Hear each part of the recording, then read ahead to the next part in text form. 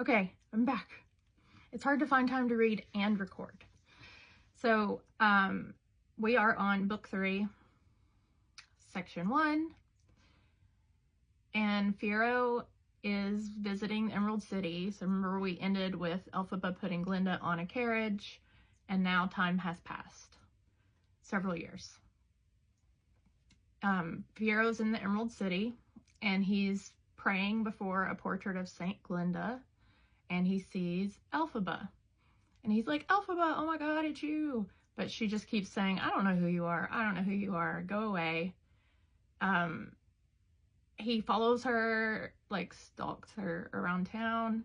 And she finally is like, okay, fine. You know, come to my room where I live, which sounds like it's kind of like in the attic of something. Like she's just kind of hiding there. She also has a cat named Malky, M-A-L-K-Y. And he tells her about what's been going on since school. He had his wife, you know, they got married when they were like 7 or something. But now they have several children, and they have a home in Kiamoko. She asks why he's in the city. And he said he heard the wizard has become a recluse, but he doesn't tell her why he's there. She gives him just a little bit about her life. She's definitely being secretive. Said she was just done with Shiz after Dr. Dillamond's murder, and now she is underground. She says, we can't meet again. It's just too dangerous. So it's a lot of making him think that she's doing something secret or something she shouldn't be doing. They do meet again, of course, because he's a stalker. They start meeting regularly and have an affair.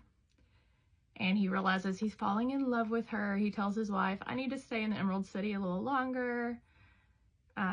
He tells her that Quadling Country, there's been a lot more violence there since she left. And then she tells him about her time with her family there when she was younger, so you get to learn a little more about that.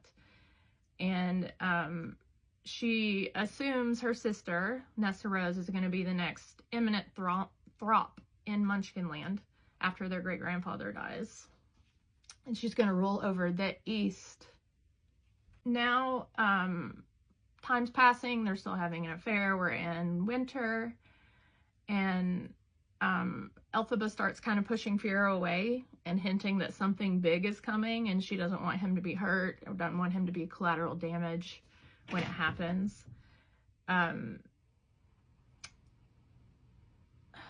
They do make up, though, because they're in love.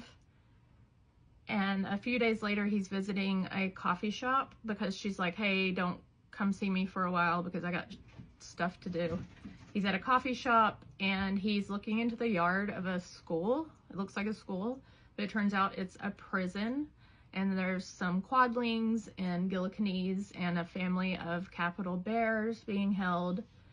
And they're hanging out. The bear cub is playing with a ball, and, you know, the parents are sitting around. And then a Gale Force officer, which is like the bad guy, the bad soldier guys that enforce the law, Gale Force, comes out to give them an order, and that makes the bear cub cry. And they don't comply with what he wanted, and so he beats the bear cub and kills him. And Fiyero's like, why aren't they fighting back? Like, there's several of them and just one of the guy. But they don't. They don't fight back. Later that week, he runs into Glinda, who he hasn't seen since school, and Crope, which was one of their friends. He joins them for tea. Glinda keeps teasing him, saying he's having an affair, and that's why he hasn't gone home, but he ignores her. She does tell him Nessa Rose is actually in town right then with the eminent throp, and she married an older man, not Nessa Rose. Glinda married an older man named Sir Chuffrey. Crope says, I think I've seen Elphaba around, but I'm not really sure, but there's not a lot of green people here. And when they part ways, Glinda hopes they can meet again. Fiyero never tells Elphaba who he ran into in the cafe or that her family is in town. Okay, so now